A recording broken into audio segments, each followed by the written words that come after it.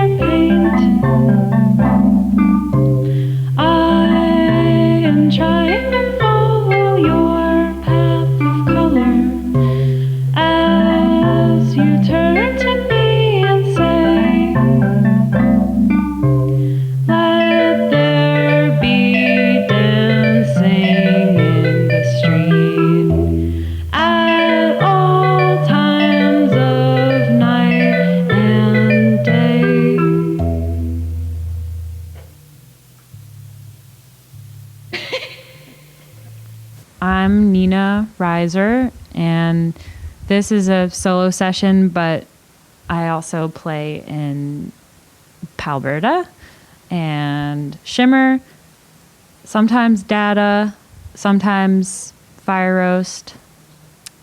Yeah, I had to think about it for a second. I knew there was a few, yeah. Yeah. So the songs you played today, other than the cover, those are all on your new record? Yeah. Was that recorded like before pandemic stuff happened? I actually recorded the whole new album during March and April. I just went really hard during the initial stay-at-home order stuff, and yeah, I was freshly unemployed, and how everyone responded to that, just so I just decided to record an album. Nice. But some of the songs were actually, a couple of them, I had already been playing live for a little while. Okay, yeah. But some of them were like songs you'd written around that time, or?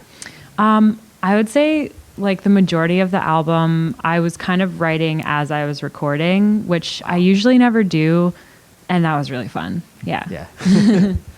Did you record it yourself? Yeah. Okay. Yeah. Cool. Just here? In my living room. Okay. Gotcha. Yeah. Right now we're upstairs. Yeah. We're in the basement right now. It's the first session I've done actually in a basement since everything. How did the recording go? I don't know. It feels like one of the situations where I don't remember when or how I recorded a whole album. It just seems like it wasn't a lot of time or work or something. And Yeah. but it was, I guess, because it was a whole album. So I don't know. It just feels confusing because I'm like thinking back on it and it doesn't seem like a really like significant time I don't know. It's hard to describe, but it was really fun. I just like recorded through my Focusrite interface and I just had like a table in my living room that was like filled with instruments and, you know, my drum machine and my laptop and the synths and whatever else. And my roommate threw my roommate listened to a lot of it and like threw some ideas at me and I would just be like, okay, I'll try that. And then I would just do it. And cool. Yeah. What was like the weirdest idea? Adding cowbell to a song. It's not a weird idea, but it was a good idea. Yeah, that's good. Were there any bad ideas? I mean, any bad idea was my idea. Wasn't, yeah. But any bad ideas from you? Probably. Oh, maybe a bad idea was like, I was considering using this really like off key, out of tune, like siren sound during a song. Mm-hmm. And the song was in sort of a slightly different key. And I was really fixated on the siren. And my other roommate was like, that sounds like shit. You should definitely not do that. And so I let go of that idea. Maybe that was a bad idea. Could work in the future. Yeah. When I can't sleep, I hate myself the next day.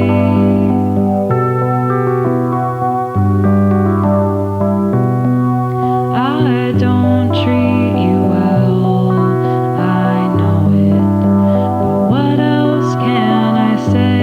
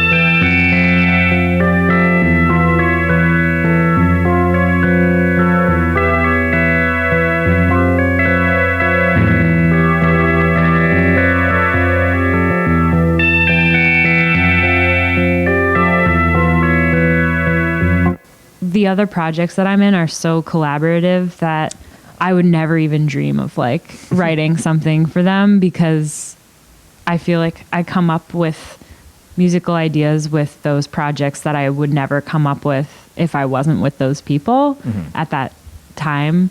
So I think when I'm just writing alone, it's very much like in my own headspace, and sort of like musical ideas come out that don't like come naturally to me when I'm with other people, I guess. What's like, that makes sense? Oh yeah. What's like the biggest obstacle writing the solo stuff versus like writing with other people?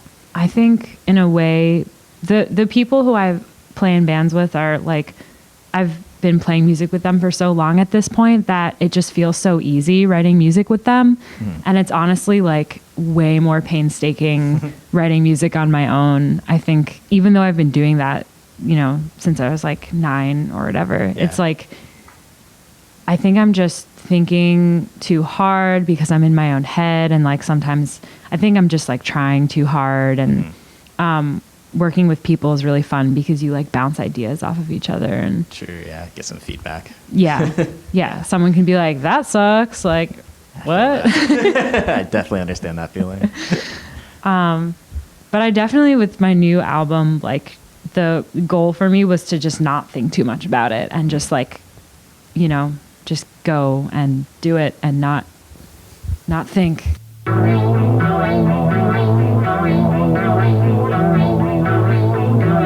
What do you wanna look at me like that for? What do you wanna look at me like that for? I know that look.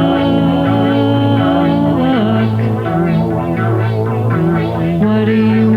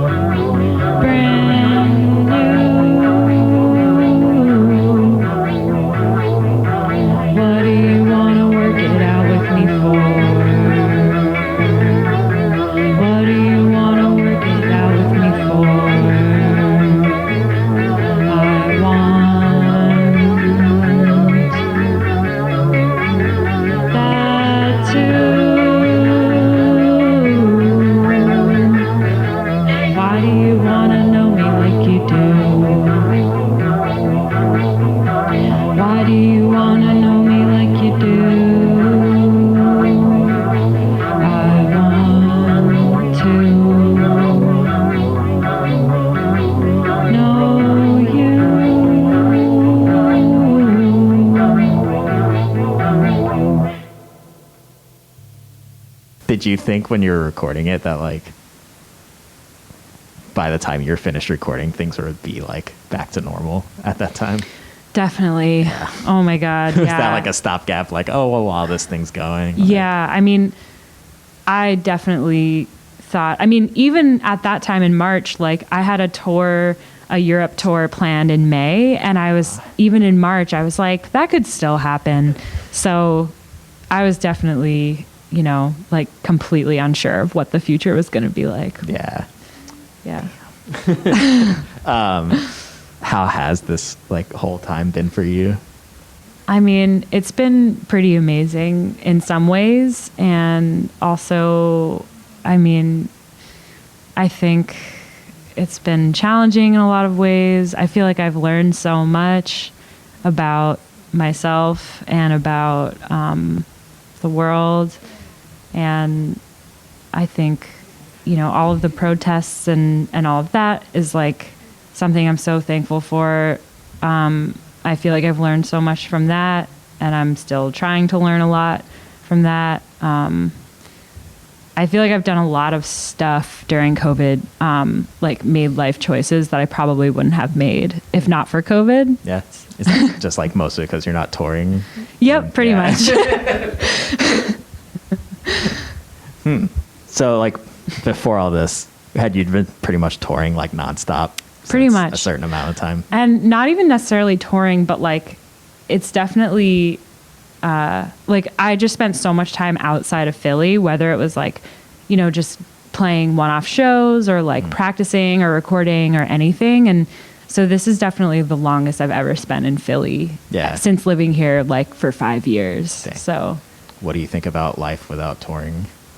I definitely miss touring a lot. That's like the thing that I miss a lot about doing all of this. Yeah. I don't really miss I surprisingly don't miss just like, you know, playing at bars and houses and stuff like that. I think I just miss playing with friends and like, you know, going to other cities and just playing and, you know, with other friends in other cities and traveling and stuff like that. Yeah, definitely.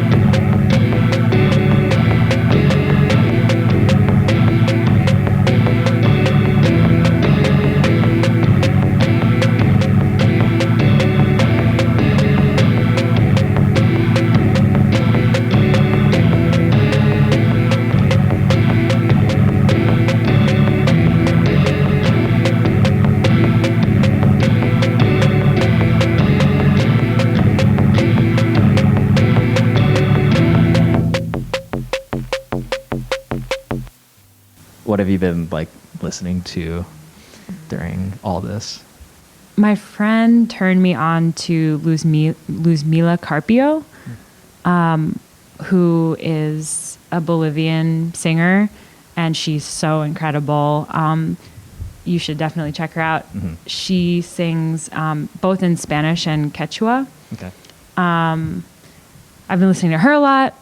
And is that like a current artist? She or like a is older? still alive. Okay. But the music that I listen to of hers is from, I think, like the 70s. Okay, cool. There's this one album I've been kind of obsessed with called Now, and it's by Kim Jong-mi. Oh, yeah. That record's amazing. Yeah. I love that record. It's so beautiful. Yeah. I really love that record. I don't know. A lot of, I guess, like, also I had a phase during COVID when I was listening to, like, Metallica and, like, REM, and just, I was really broing out. Hell yeah. But I discovered the album Murmur by REM, and I, like, really like it. REM is great. Yeah. I love REM. I'm just coming into the world of REM. Yeah. I don't know where I've been, but it's just one of those bands that's been like hammered into everyone growing up. But yeah, you find out like, oh wait, their music, like at least from a certain period, was like really great. Yeah. I think that album is my favorite of theirs that I've heard. Yeah, that one's definitely classic. Yeah, lots of Metallica. Nice. Has that been influencing you musically? God, I hope not.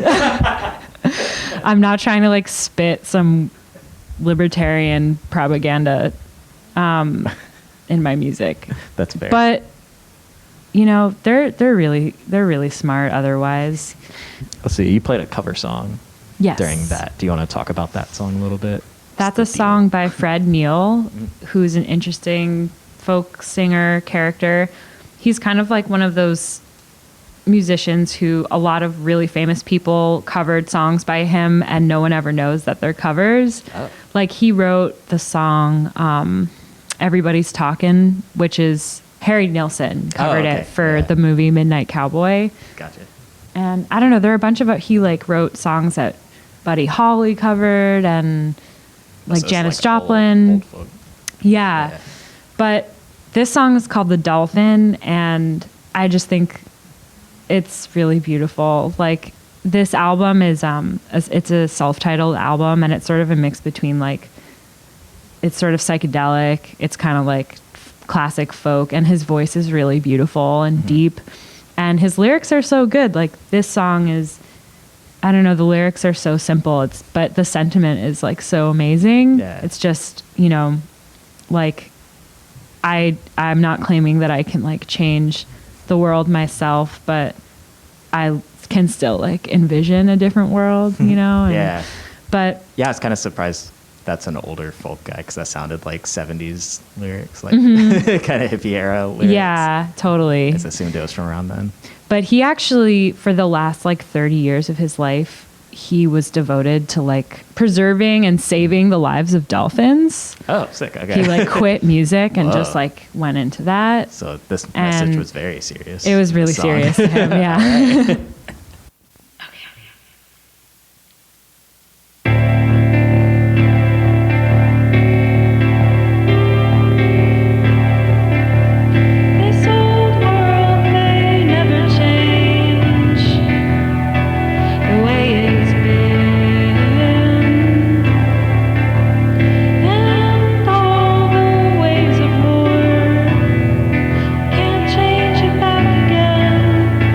I've been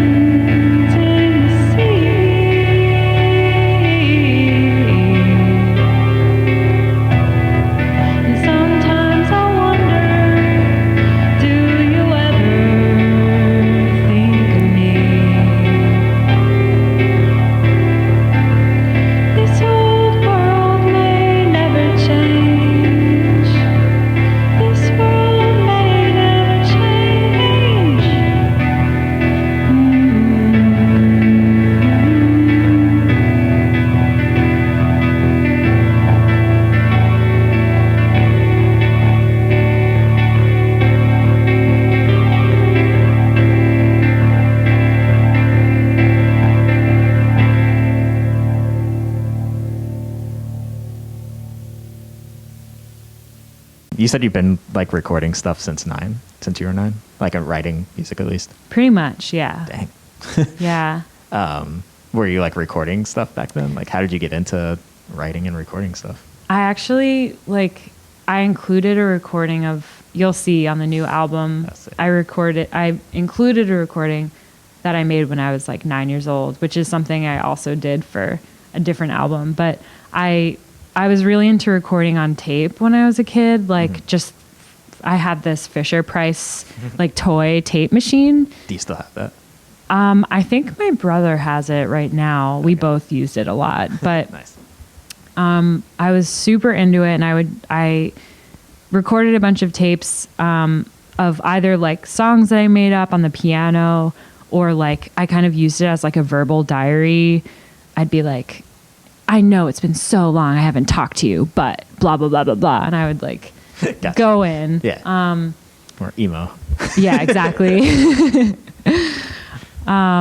There's one where I'm like talking about how I was really mad at my mom for not letting me bring my Game Boy to my grandma's house. I don't know. Stuff like that. Kind of sounds like either emo or an Arthur Russell song. So you can go either way. Yeah. It's a mix between the two.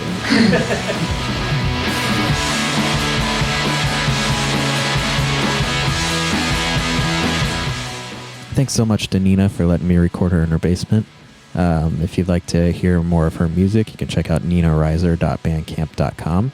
And you can also find news on the project and many of her other projects on Palberta's Instagram, if you're on that. So I think at Palberta.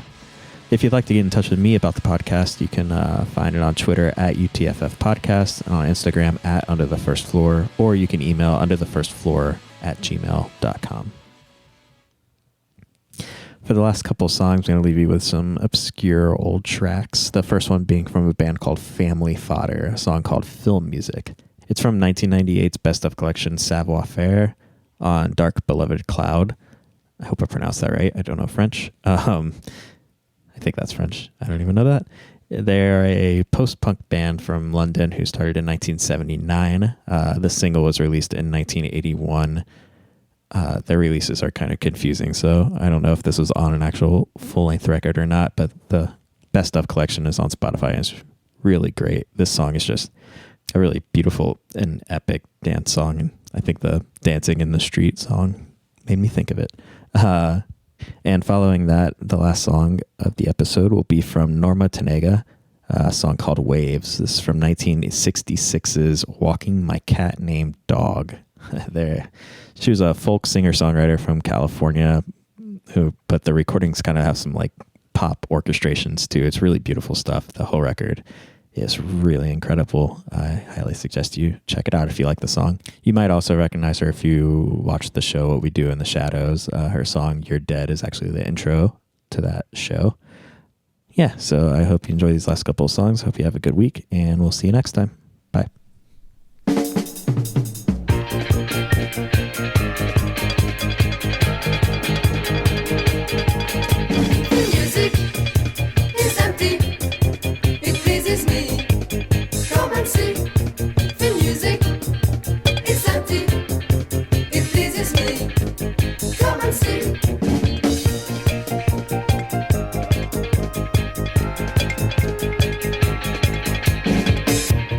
Makes me feel good, makes me feel better or worse than before. It's empty, it pleases me. Come and see, feel music.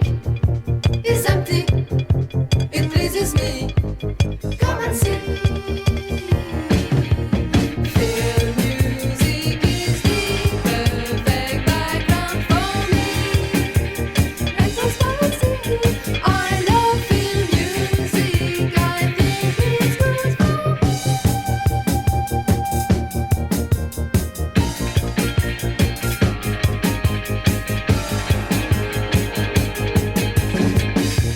I'm in the Turkish mountains, taking a bath in a hot spring. In my head the bell rings. We have to stop for lunch. I'm empty, it pleases me. Come and see, feel music.